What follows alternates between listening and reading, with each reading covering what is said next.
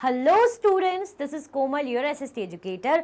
Welcome back to your favorite channel Magnet Brains. Magnet Brains आपको provide कराता है high quality education, वो भी फ्री ऑफ कॉस्ट, किंडरगार्टन से लेके क्लास 12 तक की सीबीएसई बोर्ड के कोर्सेज के साथ साथ आपको अदर स्टेट बोर्ड के भी कोर्सेज अवेलेबल है इन हिंदी मीडियम, जैसे कि UP board, Bihar board, Delhi board के कोर्सेज प्रॉपर सिस्टमैटिक वे में, कोई दिक्कत परेशानी नहीं होने वाली है। डेली प्रैक्टिस के क्वेश्चन भी मिलेंगे, तो भाई प्रैक्टिस भी करते जाइएगा। ई बुक्स और ई नोट्स की लिंक आपको डिस्क्रिप्शन बॉक्स में अवेलेबल है, तो भटकिएगा मत। हमारा जो आज टॉपिक रहने वाला है वो रहने वाला है, हम नेचर को समझेंगे, यानी हमारा नेचुरल एनवायरनमेंट। हमने नेचुरल एनवायरनमेंट के अंदर दो टर्म देखे थे, एक बायोटिक और एबायोटिक। भूले तो नहीं, याद है कि नहीं? जब तक मैं आपको समझाती हूँ, जो रिकॉल कराती हूँ, आप मुझे कमेंट में फटाफट से बता दीजिएगा कि वो क्या था, उसका मतलब क्या था, वो हम समझेंगे। इससे पहले आप लाइक कर दीजिए, जो मेरे मोटिवेशन के लिए बहुत ज़रूरी है, और शेयर कर दीजिए अपने क्लासमेट्स को। और क्या नहीं करना है, और आपको चैनल को सब्सक्राइब करना बिल्कुल नहीं भूलना, ताकि आपको नोटिफिकेशंस मिलते रहे चीज़ों को लेके, क्योंकि आपका जो चैप्टर ज्योग्राफी का फर्स्ट स्टार्ट हो चुका है। ठीक है, ओके। अब ये सब हो गया है, अब इसके लिए इंपॉर्टेंट चीज़ क्या है? इंपॉर्टेंट चीज़ हमें ये जानना है कि नेचुरल इन्वायरमेंट, ठीक है, नेचुरल इंपॉर्टेंस बोल रही, नेचुरल इन्वायरमेंट। नेचुरल इन्वायरमेंट में हमने दो टर्म पढ़े थे, अगर आपको याद हो, हमने क्या पढ़े थे? बायोटिक और एबायोटिक। बायोटिक जो करते हैं लिविंग बींग्स, लिविंग थिंग्स से रिलेटेड,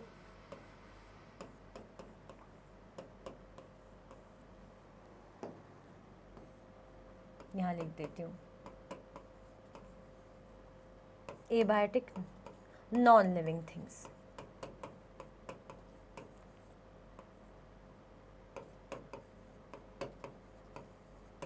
लिविंग थिंग्स और नॉन लिविंग थिंग्स, जिसमें हमने देखा था बायोटिक के एग्जांपल, हमने क्या देखा था? हमने बायोटिक का एग्जांपल देखा था, जैसे हमारा हो गया एनिमल्स, प्लांट्स, और इसमें देखा था एबायोटिक में हमने लैंड। तो ये तो हमने दो जान लिए थे, किसके बारे में? हमने जो नेचुरल इन्वायरमेंट के दो टाइप हमने ऐसे जान लिए थे कि नेचुरल इन्वायरमेंट है दोनों, लैंड भी नेचुरल इन्वायरमेंट में, बट हम ये देख रहे हैं नॉन लिविंग है, और बायोटिक मतलब जो लिविंग थिंग्स जिसके अंदर आती है, यानी एनिमल, प्लांट्स, ये तो नेचुरल इन्वायरमेंट है, हम समझ रहे हैं। तो हमने दो टाइप जाने थे, याद आ गया? अब मैं आपको रिकॉल करा रही हूँ, कहीं आप भूल ना गए हो। फिर हमने समझा था उससे पहले इन्वायरमेंट क्या है, वो बहुत अच्छे समझा था कि हमारे लिए बेसिक लाइफ सपोर्ट सिस्टम है इन्वायरमेंट। क्यों है बेसिक लाइफ सपोर्ट सिस्टम हमारे लिए इन्वायरमेंट? क्यों है भाई? हमें क्या मिलता है इन्वायरमेंट के थ्रू? लैंड मिलता है, हमें एयर मिलता है, हमें वाटर मिलता है, ठीक है, मिलता है नहीं मिलता? Land, air, water, trees, plants, ये सब मिलते नहीं मिलते?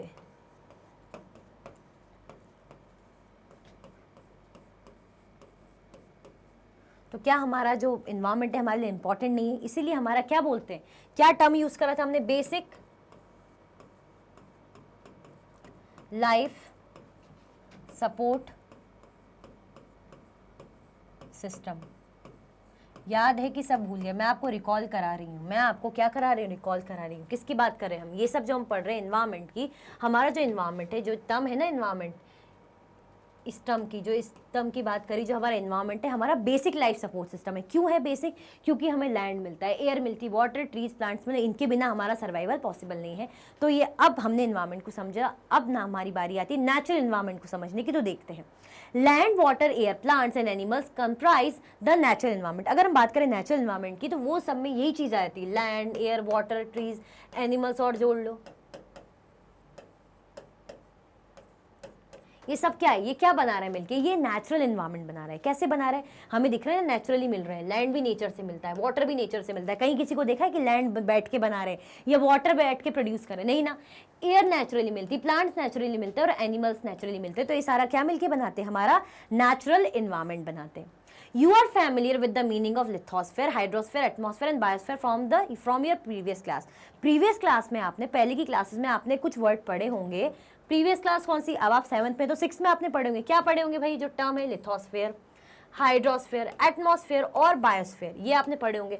और मैंने आपको लास्ट सेशन में समझाया भी था, मैंने भी समझाया था, और आपने लास्ट क्लास में 6th में पढ़े भी थे। ऐसा बोल रहे हैं। Let us understand some more facts about these domains. और यही जो डोमेन्स है, जिन्हें हम क्या बोलते हैं? डोमेन, इनके बारे में और चीज़ें हम समझेंगे। अब देखते हैं हम इन्वायरमेंट जो वर्ड है, जिसका जो हमारा चैप्टर है, कैसे आया।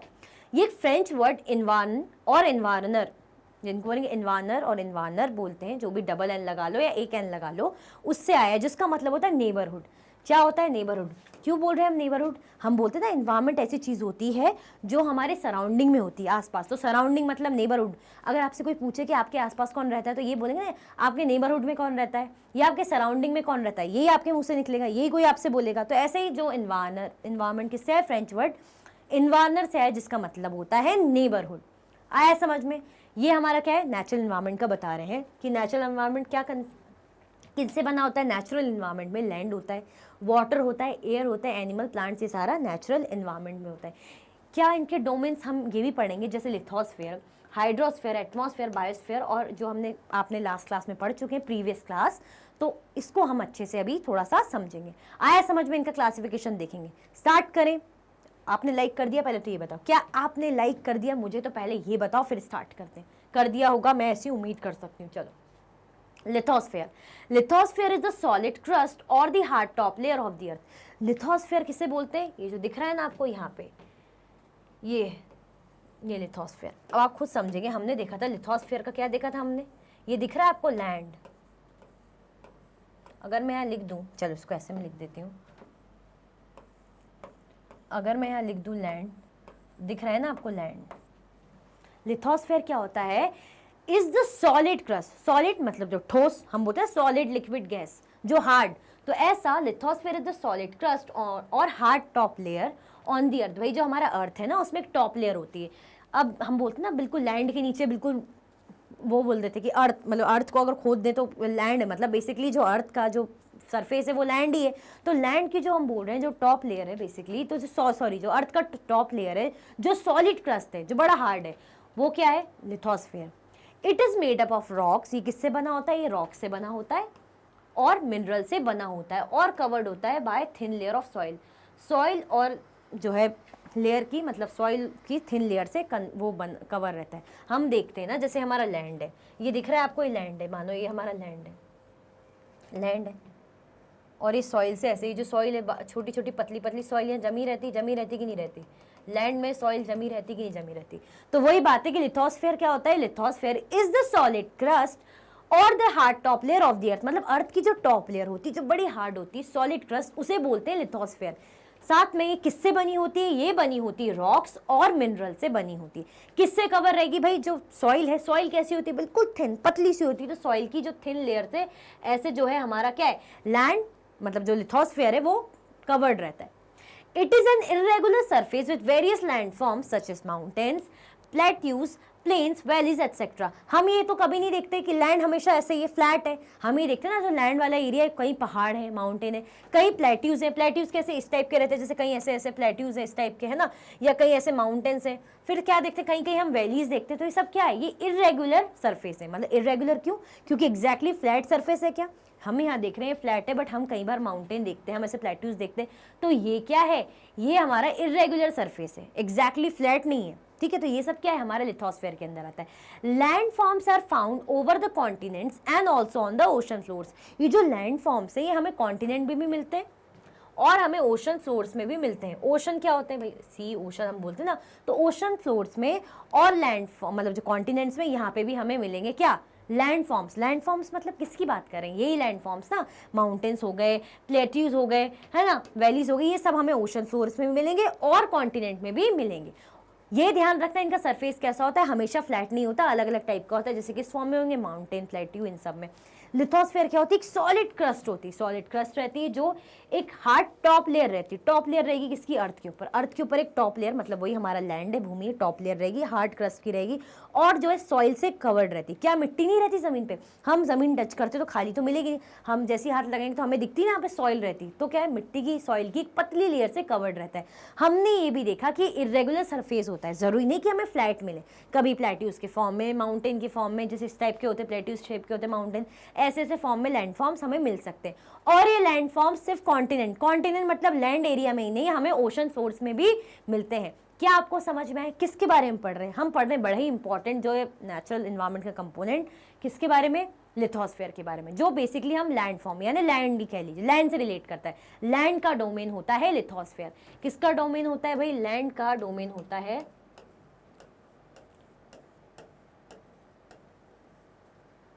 आया समझ में, कोई दिक्कत कंफ्यूजन तो नहीं, ये अच्छे समझ में। ये देखा ना आपने, लैंड मैंने बनाया जहाँ पे घर वगैरह है ना, ये लैंड में से गाड़ियाँ जा रही है, क्या है हमारा लिथोस्फीयर। आया समझ में? लाइक कर दिया आपने? कमेंट करके बता दीजिए मैम आ गया समझ में, फिर आगे बढ़ते हैं। आ गया ना, चलो आगे बढ़ते हैं। Lithosphere is the domain that provides us forests, grasslands for grazing, land for agriculture and human settlements. It is also a source of mineral wealth. दिख रहा है ना आपको, यहाँ पे गाड़ियाँ चल रही, रोड बन रही है ना, यहाँ पे घर है, यहाँ पे ग्रासलैंड से दिख रही हरी हरी घास, यहाँ पे ट्रीज लगे हैं। तो क्या दे रहा है हमें लिथोस्फीयर? हमें जो ऐसी चीज़ें दे रहा है, जैसे हमें फॉरेस्ट मिलता है, इससे फॉरेस्ट है, जो पेड़ लगे, जो जंगल है, वो जमीन पे ही लगे ना, हवा में तो नहीं उड़ रहे हैं, तो किससे मिल रहे हैं? यानी lithosphere.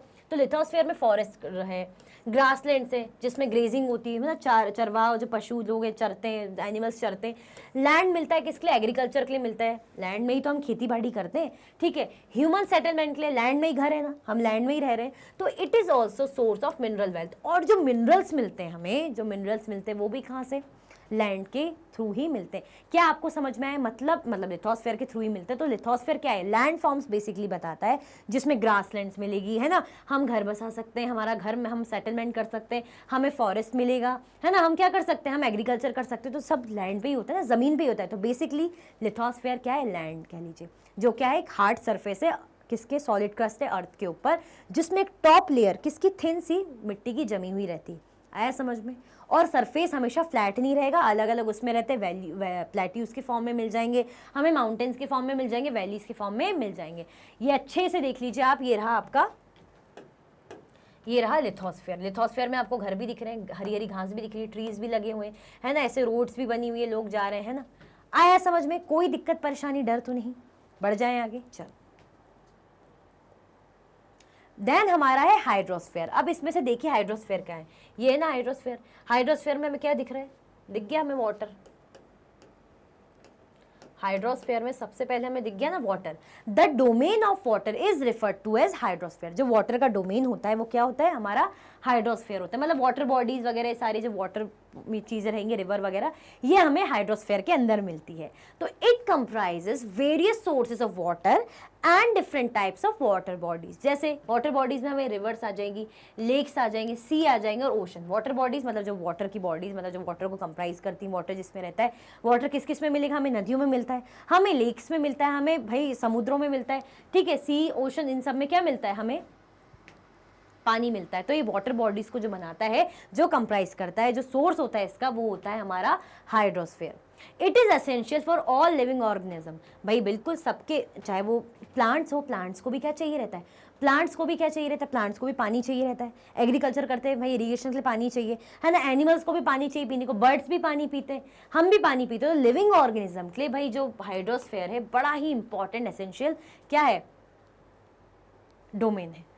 The domain of water is referred to as hydrosphere. Water का डोमेन हाइड्रोस्फीयर होता है। हमने देखा बहुत से जो सोर्सेज हैं, जो वाटर के जो सोर्सेज हैं, सारे जो इसी के अंदर आते हैं। कौन से हो गए? जैसे different types of water bodies हो गई, रिवर हो गए, लेक हो गए, सीज हो गए, ओशन हो गए, सारा सब किसके अंदर आता है? ये सब कुछ आता है आपका हाइड्रोस्फीयर के अंदर। दिख रहा है ना आपको ब्लू ब्लू?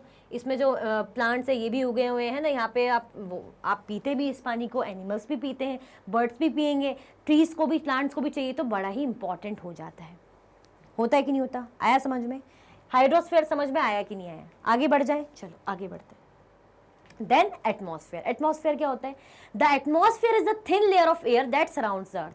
अर्थ के आसपास एक थिन लेयर होती है, विजिबल तो नहीं होती, बट एक थिन लेयर होती है जो अर्थ को क्या करके रखती है भाई? अर्थ को सराउंड करके रखती है। किसके आसपास रहती है भाई? अर्थ के आसपास एक पतली सी थिन सी लेयर होती है, अर्थ के आसपास सराउंडेड रहती है ऐसे। उसको क्या बोलते हैं? उसको एटमॉस्फेयर बोलते हैं। The gravitational force of the earth holds the atmosphere around it. जैसे फॉर एग्जांपल ये हमारा अर्थ है, ये मैं इस कलर से बना देती हूँ, ऐसे ब्लू कलर से हमने अर्थ बना दिया। और अगर मैं किससे थोड़ा येलो कलर से एयर बना दूँ, जो ऐसे दिखती नहीं बट ऐसे दिखेगी, ऐसे आसपास ऐसे सराउंड रहेगी, ऐसे आसपास एयर जमी हुई रहेगी, अर्थ के आसपास सराउंडेड ऐसे एयर रहेगी। ये येलो कलर से मैं ऐसे बना लूँ, एयर मतलब सॉरी एटमॉस्फेयर ऐसे रहेगा। ये जो येलो येलो है क्या है? एटमॉस्फेयर।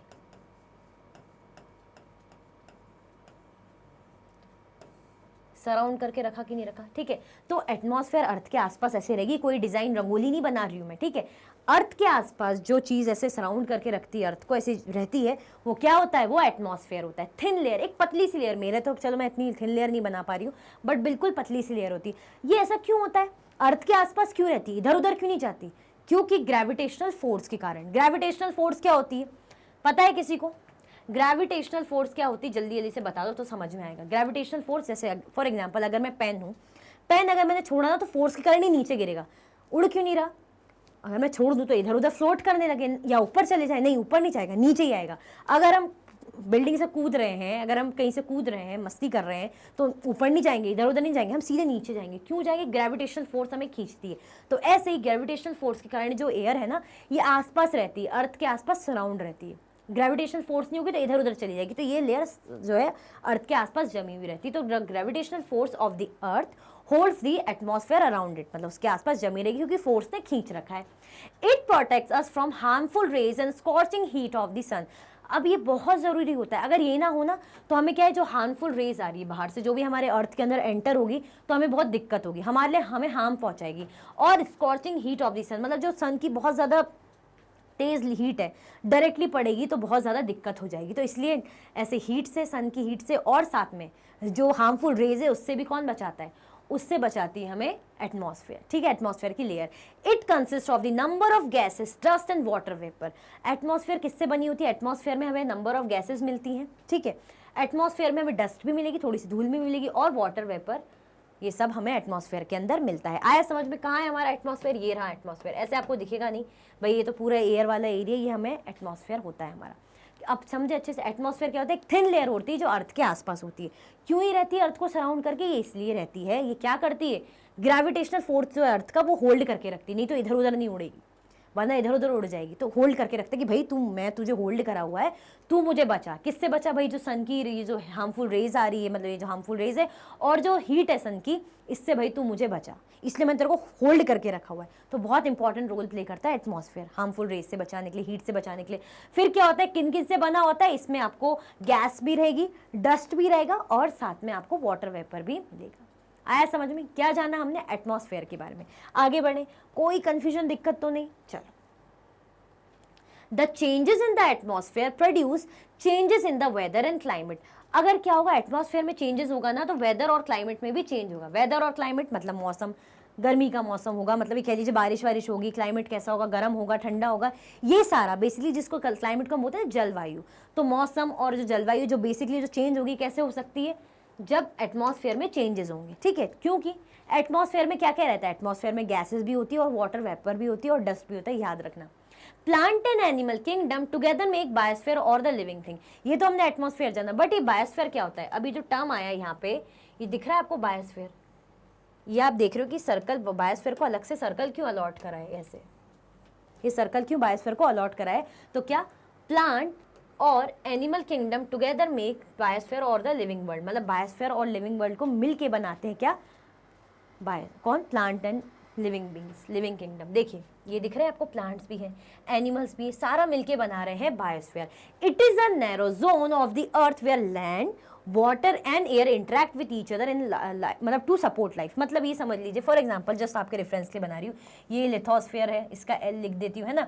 यहाँ पे मैंने हाइड्रोस्फीयर बना दिया, इसका एच लिख देती हूँ। देन यहाँ पे मैंने एटमॉस्फेयर बना दिया, ए लिख देती हूँ। इनके बीच का जो जोन है नैरो सा, एक नैरो जोन है इनके बीच का, पतला सा, ये क्या बना रहे हैं? बायोस्फीयर। और इन तीनों को इंटरेक्ट कर रहा है, ये तीनों के लिए बहुत ज़रूरी है, प्लस कर रहा है, ये समझ लीजिए। इन तीनों को साथ में मिलकर यूज़ कर रहा है, तो ये क्या हो जाता है हमारा? ये हो जाता है हमारा बायोस्फीयर। बायोस्फीयर बहुत इंपॉर्टेंट रोल प्ले करता है। क्यों?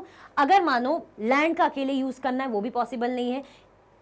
हाइड्रोस्फीयर का भी आप अकेले यूज़ नहीं कर सकते, आप एटमॉस्फेयर का भी अलग यूज़ नहीं कर सकते। तीनों को इंटरेक्ट करके यूज़ करने का काम, बेसिकली इंटरेक्ट करने का काम कौन करता है? हमारा बायोस्फीयर करता है। आया समझ में? तो बीच का एक नैरो जोन होता है, दिख रहा है? ये नैरो जोन है, ये एटमॉस्फेयर, हाइड्रोस्फीयर और लिथोस्फीयर के बीच का। क्लियर हुआ? कोई डाउट, दिक्कत तो नहीं? क्या होता है बायोस्फीयर? आगे ना समझ में, नैरो जोन होता है जो तीनों के बीच में रहता है, लिथोस्फीयर, हाइड्रोस्फीयर और एटमॉस्फेयर के बीच में, ठीक है। कोई क्वेश्चन आ जाए तो समझ जाना भाई, नैरो जोन कौन सा जोन होता है? नैरो जोन, ठीक है। आगे बढ़े, चल। अब व्हाट इज इकोसिस्टम? इकोसिस्टम क्या होता है वो जानेंगे। अभी हमने क्या जाना, हमने जाना लिथोस्फेयर के बारे में, हाइड्रोस्फेयर के बारे में, एटमॉस्फेयर के बारे में, और जो इन तीनों को कंबाइन करता है वो क्या होता है, इन तीनों का यूज करता है जो बेसिकली वो होता है हमारा बायोस्फेयर। नैरो जोन होता है इन तीनों के बीच का, ठीक है भाई, जगह नहीं बचती ना तो नैरो नैरो सा रहता है। व्हाट इज इकोसिस्टम अब ये देखते हैं। At an NCC camp that Ravi's class was attending, JC exclaimed, "What a heavy downpour!" अब भाई क्या हुआ, एनसीसी कैंप होता है ना जहाँ पे जाते हैं भाई, कैंपिंग वगैरह होती है, तो एनसीसी कैंप आपने सुना होगा। तो एनसीसी कैंप में रवि की क्लास जो है अटेंड कर रही थी, तो जेसी ने क्या करा, exclaim what a heavy downpour, कि भाई कितना हैवी डाउनपोर है। It reminds me of my home in Kerala, ये मुझे मेरे घर मतलब मेरे केरला के बारे में बता रहा है। You should come and see how it pours and pours and pours over the lush green fields and coconut plantation. मतलब पोरिंग हम बोलते हैं ना, गिरना ऐसे, तो इस तरीके से हम पोर बोलते हैं, ऐसे डालना गिरना इस टाइप का, तो ऐसे डाउन और पोर ऐसे नीचे को गिर रहा है। तो बोल रही कि ये तो मुझे मेरे होम टाउन मतलब जो मेरा घर है, होम है केरला में, उसकी याद दिला रहा है।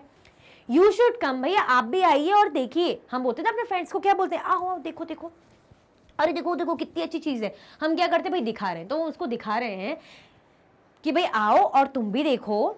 And pour over the lush green fields and coconut plantation, मतलब जो लश ग्रीन फील्ड है और कोकोनट प्लांटेशन है उसके ऊपर क्या हो रहा है, बढ़िया से गिर रहा है। ठीक है, आगे देखते हैं। Hira from Jaisalmer exclaim we get no rains. अब क्या है, हीरा जो जैसलमेर से आया उसने कहा कि भाई हमें कोई रेन नहीं मिलती। ये जो है ना, इसकी टेंशन नहीं, इसको अभी हम समझेंगे, पहले ये पढ़े या चलो इसको समझ लेते हैं पहले, फिर उसको समझेंगे। देखो क्या हुआ, हम जान रहे हैं इकोसिस्टम क्या होता है। तो यहाँ पे क्या हुआ वो देख रही है, किसने देखा, जेसी ने देखा। उसने कहा भाई हमारे केरला में जो हमारा होम है केरला में, उसकी मुझे याद दिला रही है कि कैसे जो कोकोनट प्लांटेशन है, जो ग्रीन फील्ड्स में भाई ऐसे गिरे जा रहा है, गिरे जा रहे हैं, गिरे जा रहे हैं। ठीक है, इकोसिस्टम क्या होता है, it is a system formed by the interaction of all living organisms with each other and with the physical and chemical factors of the environment in which they live, all linked by transfer of energy and material. अब ecosystem क्या होता है, ecosystem ये होता है, देखो, it is a system formed by the interaction of all living organisms, मतलब जो भी living organism क्या हो गए, एनिमल हो गए, हम हो गए, प्लांट्स हो गए, लिविंग है कि नहीं, लिविंग है ना। तो जो लिविंग ऑर्गेनिजम्स क्या करते हैं, इंटरैक्ट करते हैं। इंटरैक्शन हम बोलते हैं, कई बार आपकी मम्मी वगैरह बोलती है ना कि चलो स्कूल जाना चाहिए, फ्रेंड्स बनाओ ताकि इंटरैक्शन हो, इंटरैक्ट करो, मतलब बातें करो, थोड़ा मिलो जुलो। ठीक है, तो क्या बोल रहे हैं कि सारे लिविंग ऑर्गेनिज्म का जब इंटरैक्शन होता है with each other and with the physical and chemical factors of the environment in which they live, और क्या होता है, फिजिकल हो गया या जो केमिकल एनवायरनमेंट हो गया जिसमें ये जो लिविंग ऑर्गेनिज्म है क्या करते हैं, रहते हैं। All linked by transfer of energy and material, ये कैसे लिंक्ड रहते हैं, कुछ ट्रांसफर, एनर्जी एक दूसरे को ट्रांसफर करते हैं और मटेरियल ट्रांसफर करते हैं। कैसे ट्रांसफर करते हैं, हमें पता है कि ट्रीज, हमें क्या मिलता है, हमें ऑक्सीजन मिलता है, बट ट्रीज ऑक्सीजन नहीं लेते, हम तो ऑक्सीजन से जीते हैं, हमें पता है, बट ट्रीज कार्बन डाइऑक्साइड लेते कि नहीं लेते। तो क्या कर रहे हैं, आया समझ में कि हमें ऑक्सीजन कहाँ से मिल रहा है, इनके थ्रू ही मिल रहा है ना, गैसेस में है, एयर में है, बट हम ये देख रहे हैं चीजें एक दूसरे पर डिपेंड कैसे कर रही है, डिपेंड कर रही है कि नहीं कर रही। तो यही बोल रहे हैं कि जब ये लिविंग बींग्स है, इनका इंटरेक्शन होता है, एक दूसरे से मिलजुल के रहते हैं, बड़े प्यार से, बड़े अच्छे से, कि हम दोस्ती यारी में रहेंगे, कोई अलग नहीं होगा, और एक दूसरे का सपोर्ट करेंगे जब नीड पड़ेगी। तो ऐसे ही, और एक दूसरे की एनर्जी को क्या करते हैं, ट्रांसफर करते हैं। जब जरूरत होती है तो भाई अगर मेरे पास कुछ पावर है तो मैं चल तेरी हेल्प करता हूँ, मैं तेरे को ट्रांसफर कर देता हूँ। तो इस टाइप से इंटरैक्ट करके रखते हैं, तो इसी को बोलते हैं इकोसिस्टम, सारे लिविंग बींग्स, ये ध्यान रखना। आगे बढ़े, फिर इसका मतलब जब थोड़ा समझेंगे तो और अच्छे से समझ में आएगा, डोंट वरी।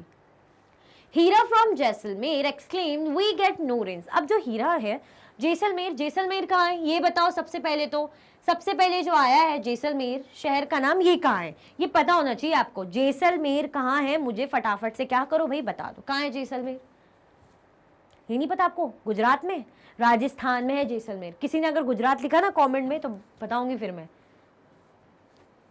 राजस्थान में है जैसलमेर। तो अब राजस्थान है तो वहां पे क्या हम बोलते हैं, रेगिस्तान, ये सब हमें याद आता है, मतलब डेजर्ट एरिया, यानी बारिश बहुत ही कम। वी गॉट नो रेन्स, हमें भाई वी गेट नो रेन्स, हमें रेन्स, हमारे यहाँ बारिश ही नहीं होती। We see only kikar and sand as far as the eyes can see, but you also find camel, said Ravi. अब क्या वो जो बोल रहे हैं, कौन भाई, हीरा कह रहे हैं कि हम जब देखते हैं ना, हमारे यहाँ पे रेन नहीं होती, हमारे यहाँ पे रेन मतलब बारिश कम, बहुत कम होती है, ना के बराबर होती है। जब भी हम देखते हैं तो बस हमें रेत ही रेत दिखती है, हमें रेत ही रेत दिखेगा, सिर्फ रेत ही रेत दिखते हैं और कीकर दिखते हैं, ठीक है। बट रवि कह रहे हैं कि बट तुम्हें कैमल्स भी वहां मिलते हैं, कैमल्स भी वहां होते हैं, क्योंकि कैमल्स कहाँ मिलते हैं हमें, कैमल्स कहाँ मिलते हैं हमें, क्या पहाड़ों में मिलेंगे या पानी में तैरते हुए मिलेंगे, कैमल्स हमें वहीं मिलेंगे। हम बोलते हैं ना कि रेगिस्तान का घोड़ा, रेगिस्तान का घोड़ा किसे बोलते, कैमल्स, क्योंकि वो वहां पे बहुत शानदार तरीके से फटाफट ट्रैवल कर लेते, तो रेगिस्तान का घोड़ा हम कैमल को बोलते हैं। Hira says not just camels, if you visit our desert you will see snakes, lizard and many insects too. वो बता रहा है कि हमारे एरिया में क्या क्या मिलता है, हर एरिया की कुछ ना कुछ स्पेशलिटी रहती है, वहाँ पे कुछ ना कुछ स्पेशल ट्रीज होंगे, या ऐसे एनिमल्स रहते होंगे, या ऐसे इंसेक्ट्स रहते होंगे, कुछ ना कुछ अलग और अनूठा, सब जगह का अपना अपना क्वालिटी कह लीजिए, बेसिकली अपनी स्पेशलिटी होती है। अब हीरा कह रहा है कि सिर्फ कैमल्स ही नहीं, अगर तुम वहां आओगे ना तो तुम्हें डेजर्ट तो मिलेगा ही, क्या क्या मिलेगा वहां पे देखोगे तुम, स्नेक मिलेंगे, सांप मिल जाएंगे, लिजर्ड मिलेगी, और भी छोटे छोटे जो और भी तरीके के इंसेक्ट्स यानी कीड़े मकोड़े वहां आपको देखने को मिलेंगे। Ravi wondered why do the animals, the vegetations and the way people live vary from place to place. Are they all related to each other? अब रवि कह रहा है कि ऐसा क्यों है कि कैमल्स राजस्थान में मिल रहे हैं, क्या कैमल्स हमें पहाड़ों में नहीं मिल सकते, रेगिस्तान है तो रेगिस्तान यहीं क्यों है, कहीं और क्यों नहीं हो सकता। मतलब उनका मतलब है कि हम कहते हैं ना कि ये जानवर यहाँ पे ज्यादा मिलता है, ये वाला फ्रूट इस शहर में ज्यादा उगता है, तो ऐसा क्यों है, हर चीज हर जगह क्यों नहीं हो सकती। तो ऐसा रवि वंडर कर रहे हैं, सोच रहे हैं कि why do the animals, the vegetation and the way people live, और जिस तरीके से लोग जीते हैं, मेरा लाइफस्टाइल जीने का अलग होगा, मेरी लैंग्वेज मेरा तरीका अलग होगा, आपकी लैंग्वेज आपका खान पान आपका लाइफस्टाइल अलग होगा, तो ऐसा क्यों, अलग अलग क्यों होता है, ऐसा कह रहे हैं, और प्लेस टू प्लेस क्यों डिफर करते हैं, है ना। जैसे राजस्थान के लोग का अलग लाइफस्टाइल होगा, गुजरात के लोग का अलग लाइफस्टाइल होगा, है ना, कश्मीर के लोग का अलग लाइफस्टाइल होगा, साउथ के लोग का अलग लाइफस्टाइल होगा कि नहीं होगा। तो वो यही कह रहे हैं कि ऐसा क्यों, कौन कह रहा है, Ravi. Are they all related to each other, क्या ये लोग एक दूसरे से रिलेट करते हैं, कुछ इनका इंटरडिपेंडेंसी मतलब एक दूसरे पर डिपेंड करते हैं, रिलेट करते हैं। ओ yes very much so, the teacher reply, teacher ने कहा हाँ बिल्कुल, काफी हद तक ये लोग कह लीजिए, मतलब बहुत ज्यादा ये कह लीजिए क्या करते हैं, एक दूसरे पर डिपेंड करते हैं, एक दूसरे से रिलेट करते हैं। टीचर ने भाई जवाब दे दिया है ताबड़तोड़ तरीके से। किसका जवाब दिया भाई, रवि ये सोच रहे हैं कि ये लोग डिस्कस कर रहे हैं कि हमारे यहाँ ऐसा है, केरला में, ये कह रहे हैं हमारे राजस्थान में ऐसा है, तो रवि बोल रहे हैं कि ऐसा क्यों है, अलग अलग है, प्लेस टू प्लेस चीजें क्यों डिफर कर रही है, एक जैसी नहीं हो सकती, और क्या ये चीजें एक दूसरे से रिलेट करती। तो टीचर ने कहा कि हाँ वेरी मच सो। आया समझ में, आगे बढ़े, चल आगे बढ़ते हैं। All plants, animals and human beings depend on their immediate surroundings. Often they are also interdependent on each other. देखिए ये पॉन्ड का इकोसिस्टम है, अभी समझेंगे, इकोसिस्टम समझ लें और अच्छे से, फिर हम क्या करेंगे, पॉन्ड को, ये क्या इकोसिस्टम है इसको समझेंगे। अभी क्या बता रहे, ये बता रहे हैं all plants, animals and human beings depend on their immediate surrounding. कौन कौन, प्लांट्स हो गए, एनिमल्स हो गए और ह्यूमन बींग्स। क्या ये लिविंग बींग्स हैं, हमने क्या देखा था कि इकोसिस्टम में कौन आ रहे, लिविंग थिंग्स आ रहे कि नहीं आ रहे, तो ये लिविंग बींग्स है कि नहीं, प्लांट्स, एनिमल एंड ह्यूमन, है ना। तो ये क्या कर रहे हैं, एक दूसरे के आसपास की जो सराउंडिंग है, इमीडिएट मतलब जो बिल्कुल पास हो, हम बोलते हैं ना इमीडिएटली आओ, जल्दी आओ, तो मतलब इमीडिएट पास में जो हो, ऐसे सराउंडिंग के आसपास के वातावरण में क्या करते, डिपेंड करते, निर्भर करते। Often they are also interdependent on each other. Surrounding में तो डिपेंड करते ही हैं, बट कभी कभी ये लोग ज्यादातर एक दूसरे पे डिपेंड करते हैं, जैसे प्लांट्स पे डिपेंड करेंगे एनिमल, एनिमल्स पे डिपेंड करेंगे ह्यूमन, इस टाइप से आप समझ लीजिए, इस तरीके से एक दूसरे पे डिपेंड करें। प्लांट्स एनिमल खाते हैं, प्लांट्स से वेजिटेबल्स होती है, ह्यूमंस भी खाते हैं कि नहीं खाते, खाते हैं ना। जब एनिमल की डेथ होती है, मरते हैं, तो क्या होता है, जो उनके जो रिमेन्स होते हैं, जैसे उनके स्किन हो गई, बोन्स हो गए, तो ये सीधे धीरे धीरे डिकम्पोज होते हैं, जो किसके लिए अच्छा है भाई, प्लांट्स या ट्रीज उगने के लिए अच्छा है कि नहीं अच्छा है, एक ऑर्गेनिक उसके लिए अच्छा है, तो क्या करें, डिपेंड कर रहे हैं, नहीं कर रहे, कर रहे हैं ना। तो ऐसे ही क्या हो रहा है कि लोग अपने आसपास के सराउंडिंग में तो डिपेंड कर रहे हैं, बट एक दूसरे से भी इंटरडिपेंड रहते हैं, मतलब एक दूसरे पे बड़े अच्छे दोस्त वो रहते हैं कि भाई हम तुम पे निर्भर हैं, भाई एनिमल हम तुम हमारे अच्छे दोस्त हो, प्लांट तुम हमारे अच्छे दोस्त हो, ह्यूमन तुम हमारे अच्छे दोस्त हो, मतलब बड़े अच्छे से एक दूसरे से मिलके रहते हैं, रिलेट करते हैं, बेसिकली डिपेंड करते हैं कि हम एक दूसरे के बिना नहीं रह सकते, हमें एक दूसरे की बहुत ज़्यादा ज़रूरत है, ठीक है। This relation between the living organisms as well as the relation between the organisms and their surroundings form an ecosystem. इसी रिलेशन को, इसी जो दोस्ती याराना को हम क्या बोलते हैं? इकोसिस्टम बोलते हैं। क्या बोलते हैं? This relation between the living organisms, जैसे प्लांट्स हो गए, एनिमल्स हो गए, ह्यूमंस हो गए, as well as the relation between the organisms, जो रिलेशन है किसके बीच में? ऑर्गेनिजम्स का और उनके सराउंडिंग का, कह लीजिए, यही फॉर्म करता है हमारा इकोसिस्टम। क्या करता है? यही हमारा इकोसिस्टम फॉर्म करता है। जैसे देख रहे हैं आप, ये पॉन्ड इकोसिस्टम है। अब इसमें सारे लिविंग बींग्स आपको दिखेंगे, हाँ, ह्यूमन नहीं दिख रहे, इट्स ओके, बट एनिमल्स दिख रहे हैं आपको। ये जो है ये दिख रहे हैं, एनिमल्स दिख रहे हैं सारे, ये ट्रीज, प्लांट्स, फ्लावर्स लगे, ये दिख रहे हैं। तो ये क्या है? लिविंग बींग्स है। एक दूसरे पे डिपेंड कर रहे हैं, नहीं कर रहे? कर रहे हैं ना। उसी जो यहाँ पे प्लांट्स को, जैसे ये देखिए, ये प्लांट्स को एनिमल खा रहे हैं, खा रहे हैं, नहीं, घास है, तो घास क्या है? लिविंग बींग में आ रही है ना। उसको एनिमल्स खा के अपना पेट भर रहे हैं, तो डिपेंड कर रहे हैं, नहीं कर रहे?